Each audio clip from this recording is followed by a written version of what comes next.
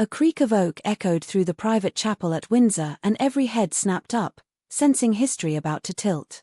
One sealed envelope, King Charles's handwritten addendum to Project Albion, was passed from equerry to Archbishop to Princess Anne. No trumpets, no scarlet plume of state, just the faint smell of sealing wax and the heavy breath of a monarch fighting time. Insiders say latest scans show stable but stubborn lesions. Oncologists warn another setback could compress his prognosis to months. Why does that matter? Because the crown is not a retirement job. Canada needs a sovereign for a fractious parliament, Australia eyes a referendum, and Caribbean realms count days to decide. If the throne falters, Commonwealth trade worth £120 billion and a defence lattice stretching from Cyprus to Singapore wobble with it. The envelope therefore was more than paper, it was an emergency fuse designed to keep 56 nations lit if the king's treatment dims. And broke the wax, read silently, then fixed William with a gaze that froze his pulse. You must prepare to reign at speed. Catherine's hand tightened on his wrist, her eyes did not waver. She has been the palace's quiet metronome through chemo schedules, diplomatic drafts, and bedtime maths tests. She felt the tremor in his fingers yet heard his breath steady. This was the moment 15 Eton summers and a decade of RAF drills had rehearsed. Still, nothing in those manuals covered a father's mortality colliding with a son's unspoken dread of repeating history's harsh spotlight. While Windsor held its breath, a different storm brewed 9 time zones east. In Beijing's glass-veiled skyline, Prince Harry took a rooftop stage at the Envision 2025 forum flanked by carbon credit titans and Chinese vice ministers. Travelist banners glowed emerald. He opened with Mandarin courtesy, then detonated a statistic. £114 billion lost yearly to climate-induced tourism collapse. Delegates gasped, phones flashed, Weibo hits exploded past 5 million before his closing slide faded. Why should we care? Because that figure haunts airline stocks on the FTSE and threatens 10% of global GDP, the very treasury Charles defends with nightly red boxes. Harry's speech ended with a soft plea to protect polar routes. Half the room applauded, half calculated shipping shortcuts once Arctic ice thins. Across the Pacific, Charles's RAF Voyager sliced toward Ottawa, medical team on board, 4 ports packed in sterile kits beside briefing folders. He would be the first reigning monarch since 1957 to open Canada's parliament in person, a pageant of ermine and bilingual protocol tailored into a mere 34-hour sprint.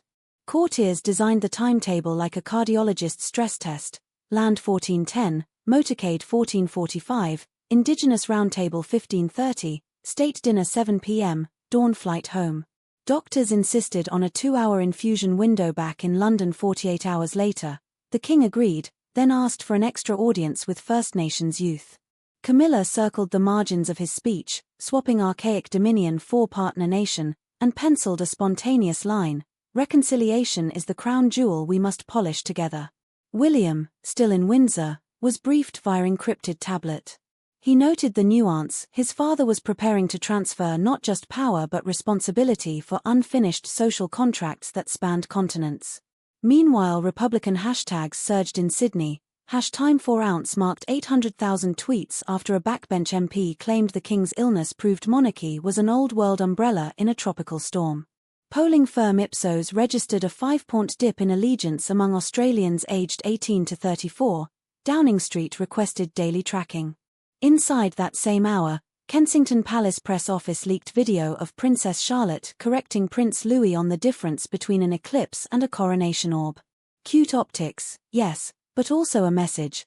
The next generation already speaks the language of celestial events and constitutional symbols. Still, the question gnawed: could William shoulder the crown while Catherine still schedules her own oncology checkups every 3rd Thursday? Back to Windsor's chapel, and finished reading. Paragraph 3 detailed an unprecedented step. Should the king become operationally incapacitated, a regency council would install William at once, waiving the 6-month confirmation custom. The Privy Seal already bore imprint. The Prime Minister and Lord Chancellor had countersigned in midnight ink. But Clause 4 shocked them more: Catherine to be sworn guardian of the future sovereign interests of George, Charlotte and Louis, a role unheard of since Queen Mary protected the boy King Edward VI. Translation: if William's grief, or global unrest, stalled decision-making, Catherine's signature could activate royal assent on matters of national security. Some say the idea originated with the late Queen, who saw how pregnancy complications didn't blunt Kate's composure during the 2012 diplomatic marathon. Intrigue thickened when Lord Dyson, retired Supreme Court Justice, confirmed he'd drafted contingency protocols codenamed Snowdon Keys, referencing the Queen's only sibling who once prepared for a regency that never came. William processed all this as his mobile vibrated with a secure ping, Harry requesting brief on Commonwealth energy corridors, offering to link Travelist data with Earthshot analytics for Dad's Canadian Trust.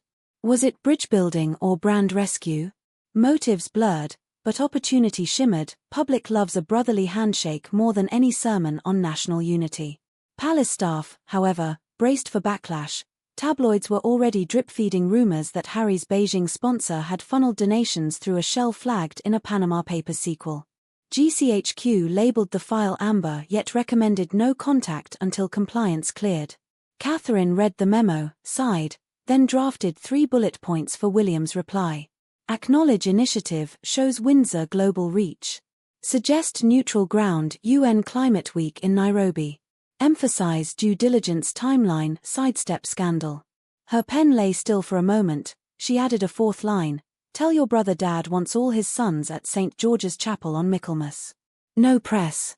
Back in Ottawa, Charles stepped onto red carpet, gait slower but chin high. Royal historian Dr. Helen Browning timed the applause, 12 seconds sustained, twice that of the Governor-General's arrival. Cameras caught him pausing before a Haida pole gifted to Queen Victoria, whispering to Camilla, "Some debts age badly." Insiders reveal he later proposed returning certain artifacts on long-term cultural loan, a gesture that could eclipse his mother's 1959 tour legacy. During the throne speech he delivered a line deviating from script. In this chamber, voices once silenced now guide our compass. May we listen with humility. Parliamentarians rose. One opposition MP wiped a tear. Her uncle died in a residential school. Canadian networks cut to commercial yet social media exploded. #King Listens trended in Toronto within minutes. But the triumph came at cost. Behind the dais, Charles's pulse spiked. Medics observed pallor. He skipped dessert at Rideau Hall, resting while Camilla charmed premiers. At 3 o'clock local, NHS consultants via video reviewed vitals, deemed him fit to fly but urged anticoagulant boosters. He joked, "Very well," another pincushion moment, then signed 3 trade memoranda before dawn. As the royal jet roared home, political editors scoured seating plans for clues. Notably absent, Lord President of the Council. Rumour says he stayed behind to meet discreetly with Canadian legal scholars about updating letters patent for accelerated accession. Back at Windsor, and delivered the sealed addendum to the Crown Office, William locked it in the Waterloo chamber safe, then walked the quadrangle steps counting breaths, 12 up, 12 down, the same pattern he learned in RAF Sea King emergency drills. He dialed George's boarding house. "Your geography essay use Canada as case study in constitutional monarchy, yes? I'll help this weekend." A promise to keep childhood normal, made in the very hour adulthood crashed through.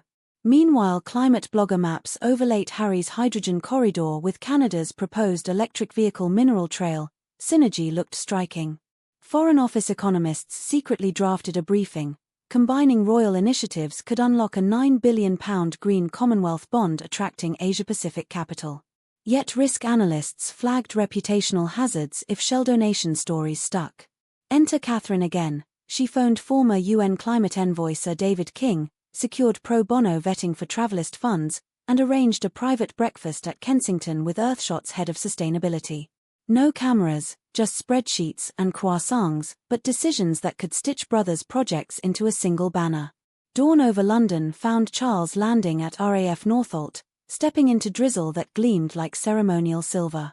Reporters shouted questions. He smiled, lifted umbrella, and replied only, "Work continues." Minutes later he entered Clarence's house where oncologists awaited. Before infusion, he asked for his mother's diary from 1957, the year she opened Canada's Parliament. He read a line aloud, "Fatigue can cloud purpose, remember the faces in the crowd and be renewed." Eyes closed, for dripping, he murmured, "So be it." As saline mingled with chemotherapy, An aide slipped him the first overnight polling, monarchy favourability in Canada up 7%. He whispered, "Tell William, momentum is fragile but precious." Our narrative circles back to Windsor, where William sat at his desk drafting a statement for tomorrow's Privy Council, the pen faltering only when he wrote the words "in the service of all realms."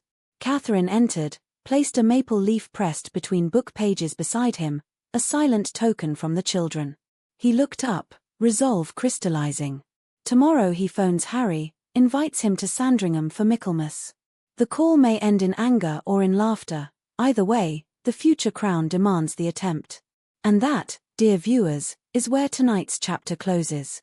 In our next report we will uncover which Caribbean government has already drafted a post-monarchy constitution and why Downing Street believes Catherine, not William, holds the key to keeping that realm in the fold.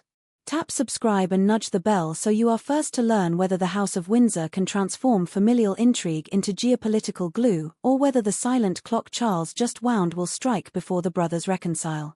Until then, thank you for watching, thank you for caring, and, in the King's own understated phrase, do keep buggering on.